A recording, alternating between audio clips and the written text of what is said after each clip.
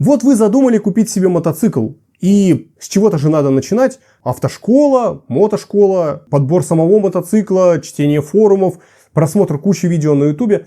Но одна вещь, которая непременно должна стать вашей путеводной звездой, это, конечно же, экипировка, которую вы выберете. И сегодня мы поговорим именно об экипировке.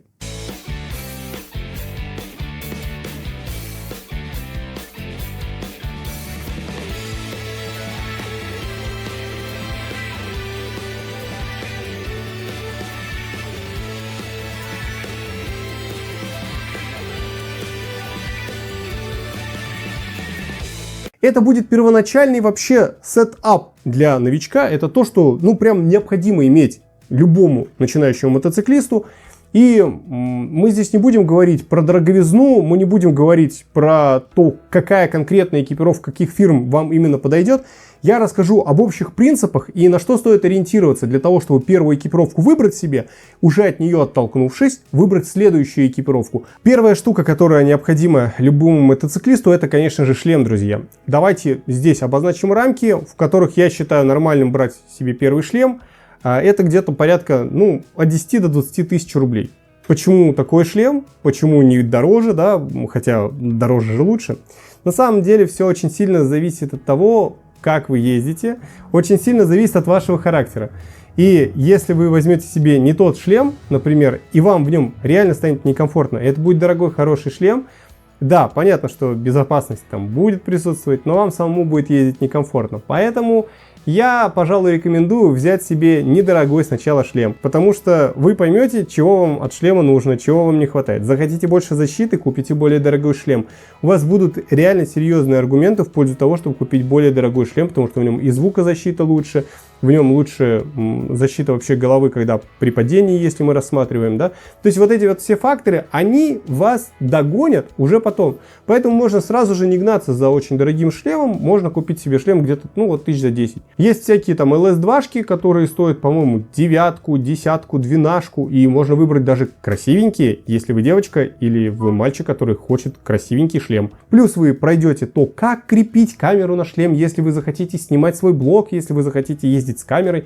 Вы в любом случае еще просверлите шлем насквозь и, в общем, познаете кучу всего интересного, связанного со шлемами. Следующая штука, которая обязательно вам понадобится и на которую вы потратитесь, это, конечно же, куртка.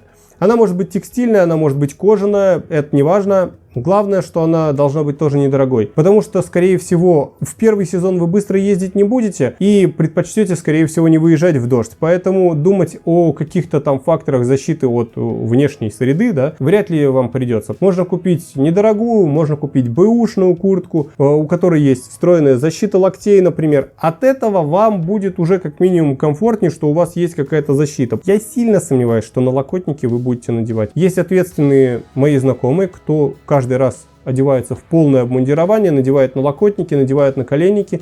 Им, так сказать, не впадлу. Мне впадлу. Честно. При этом я придерживаюсь езды по правилам и безопасной езды вообще в целом, да, мой стиль вождения довольно скучный, потому что я не гоняю по городу. Что касается цены на куртку, это, скорее всего, от, наверное, 1005, может быть, бэушную где-то в чатах своих друзей, знакомых, пошарпанную, потрепанную, классную такую, можно найти 1000 за 3. Нормальную, в принципе, в хорошем состоянии можно кожаную купить или текстильную, там тоже за 3-5 тысяч рублей. Есть еще чуть более продвинутые, можно купить сразу там примерно за 10, они будут там уже с влагозащитой, прям такие хорошие. Следующая штука, которая вам необходима, это мотоштаны. Текстильные, кожаные или джинсовые. У меня такие полукомбинированные штаны, они текстильные, они дайнезовские, классные, проветривающиеся, у них там есть места, в которых есть вентиляция, это прям вообще топчик, класс. И есть вставки в колени, в которые можно вставить любого вида защиту, туда можно вставить хорошие вставки. Если вам прям это нужно, а потом вставки могут кочевать с вами и в другую одежду, которую вы будете покупать, другую мотоэкипировку. Так что вот здесь имейте в виду, что здесь можете сэкономить на куртке или на штанах, или на том и на том, а на защите лучше не экономить. Что касается штанов, Кожаные прям совсем не рекомендую, в них жарко, ну, даже у нас в Петербурге жарко. По моему опыту, текстильные штаны или комбинированные такой самый лучший вариант. Ну, или джинсы, потому что джинсы выглядят всегда очень круто, очень стильно, если мы говорим про стиль. При этом они проветривающиеся и сделаны из непростой джинсовой ткани, а специальной. По поводу цены на мотоштаны, мне достались 1000 за 5. Конечно же, бэушные. И в целом у меня экипировки, набор самый вот первоначальный, он вышел там 1050, наверное, не больше. Даже может быть дешевле, потому что самое дорогое, что у меня было, это вообще сапоги и шлем. Следующее, соответственно, это сапоги. И вот эта вот вещь, на которой прям не рекомендую экономить вообще ни разу. Я был готов брать новые сапоги, если бы они мне подошли. История об этом есть, кстати, на канале, как я себе мотоботинки выбирал. Я с радостью бы купил более дорогие ботинки. Мне подошли только разношенные бэушные Сиди сапоги. Прекрасные сапоги. Очень сильно рад. Обошлись мне тогда, по-моему, 1018 бэушные. Вот этот момент, друзья, учтите, что вот сапоги очень индивидуальная штука. Для меня она оказалась еще более индивидуальной и важной, чем шлем, потому что я искал себе сапоги хорошие, с защитой голеностопа. Самые тяжелые травмы — это не травмы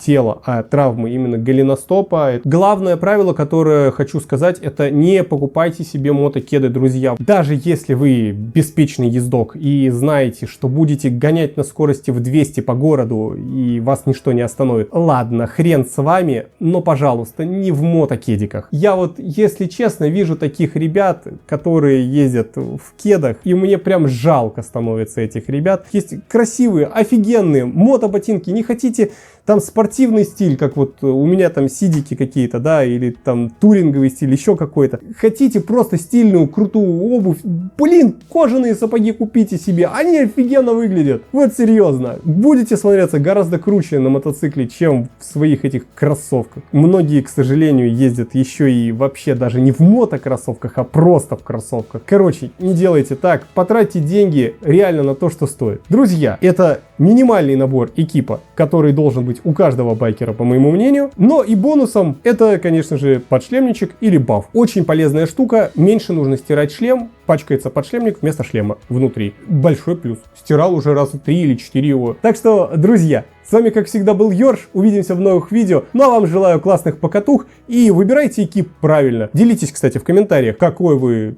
исповедуете стиль покупки БУ или только новый. И, может быть, вам удалось купить что-то прям очень выгодно. Мне интересно почитать будет. Поделитесь в комментах обязательно. Всем пока, увидимся в новых видео, друзья.